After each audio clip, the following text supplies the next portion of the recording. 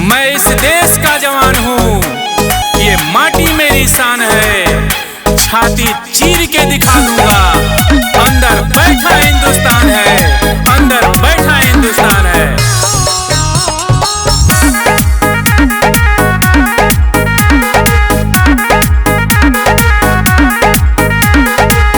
जाई जहाँ मच जाला खलबाली, एशिया के हम हैं बाहुबली। जाए जहाँ मच जाला खलबाली, एशिया के हम हैं बाहुबली।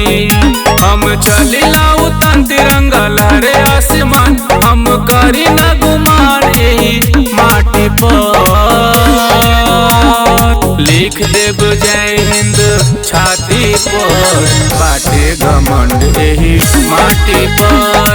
लिख देब जय हिंद छाती पर, बाटे घमंड यही माटी पर।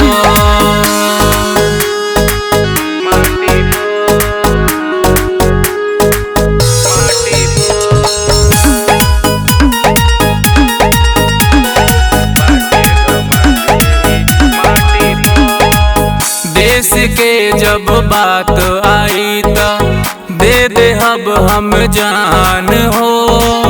एक से बढ़कर सुनर नइखे कोनो काम हो। देश के जब बात आई त दे दे हब हम जान हो। एक से बढ़कर सुनर नइखे कोनो काम हो। विश्व गुरु हिंदुस्तान सब जाने ला जहान, पैदा भइल बानी यही माटी पर।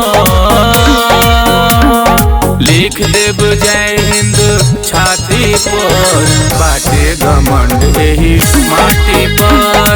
लिख देब जय हिंद छाती पर, बाटे घमंड यही माटी पर।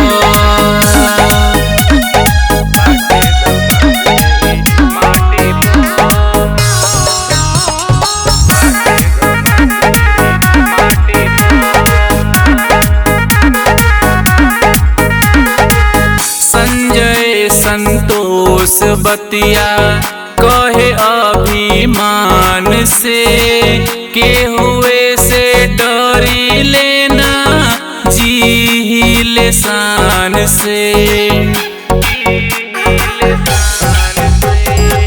संजय संतोष बतिया कहे अभिमान से, के हुए से डरी लेना जी लिसान से। दुश्मन मांगेला पनाह, आँख में डालेला जे आँख, झंडा गाड़ देवे दुश्मन के छाती पर।